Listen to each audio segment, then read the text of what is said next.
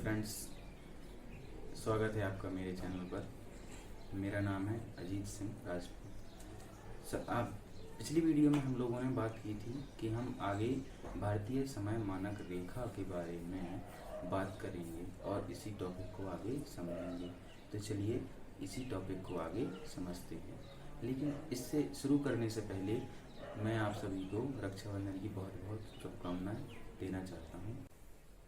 भारतीय समय मानक रेखा को अच्छे से समझने के लिए आप लोगों को सबसे पहले देशांतर रेखाएं और अक्षांश रेखाएं इनको समझना जरूरी है, जिनको क्या बोलते हैं, लॉन्गिट्यूड और लैटिट्यूड। तो सबसे पहले हम समझते हैं देशांतर रेखाएं क्या होती हैं।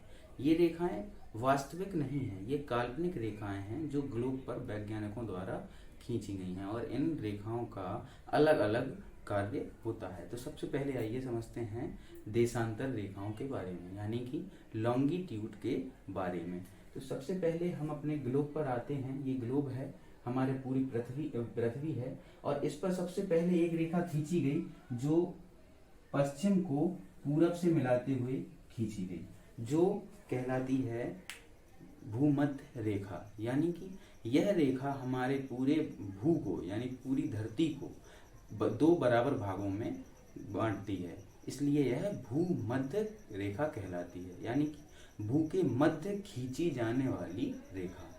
यह रेखा हमारी पृथ्वी को दो बराबर भागों में विभाजित करती है, जिससे ऊपर वाला भाग उत्तरी गोलार्ध कहलाता है और नीचे वाला भाग दक्षिणी गोलार्ध कहलाता है। अब इसी भूमध्य रेखा से बराबर बराबर समान दूरी पर ऊपर की ओर पूरी 90 रेखाएं खींची जाती हैं। जो सबसे ऊपर वाली रेखा 90 डिग्री वाली रेखा जो खींची जाती है वो कोई रेखा नहीं होती, वो केवल एक पॉइंट होता है, जिसे बोलते हैं नॉर्थ पोल, यानी कि उत्तरी ध्रुव। ऐसे ही इसी प्रकार बिल्कुल भूमध्य रेखा से समान दूरी पर लेते हुए नीचे की ओर भी 90 रेखाएं खींची जाती हैं।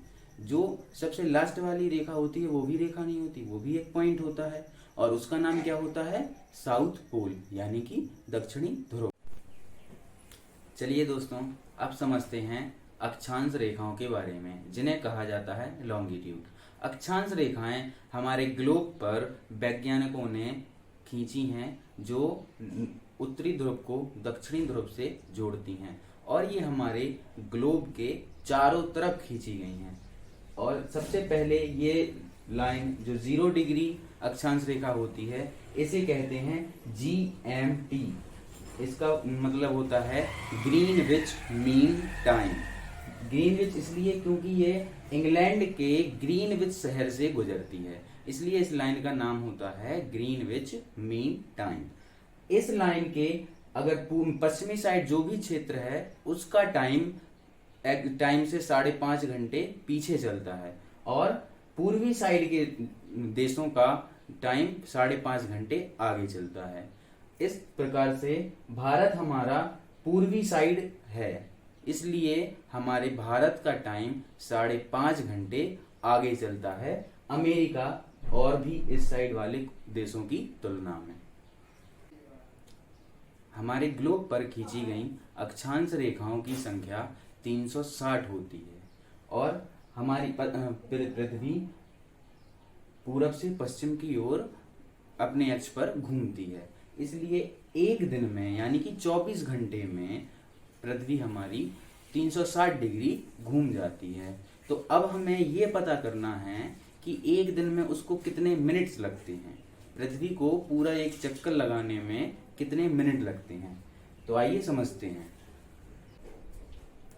360 डिग्री घूमती है हमारी पृथ्वी 24 घंटे में, तो यानी कि अब कितने मिनट में घूमेगी, तो 1 घंटे बराबर होता है 60 मिनट।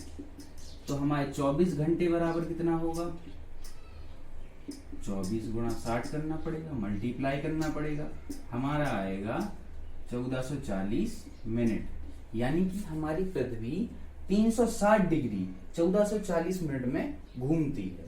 अब हमें निकालना है कि 1 डिग्री में कितना समय लगेगा हमारी पृथ्वी को। तो हम सीधा सीधा डिवाइड कर देंगे। 1440 को हमने 360 से डिवाइड कर दिया तो निकल के आएगा 4 मिनट। यानी कि हमारी पृथ्वी को 1 डिग्री घूमने के लिए 4 मिनट का समय लगता है। इसके बाद अब आते हैं हम अपने भारत पर। अब हमें ये समझना है कि भारत के ऊपर से लगभग पूरी कितनी अक्षांश रेखाएं गुजरती हैं। ये कैसे पता लगेगा? हमें पता है कि भारत का पूरब से पश्चिम विस्तार 68 डिग्री ईस्ट से लेके 97 डिग्री ईस्ट तक माना जाता है। तो हम 97 में से 68 को माइनस कर देंगे तो निकल के आएगा 29। यानी कि हमारे भारत के ऊपर से 29 अक्षांश रेखाएं गुजरती हैं।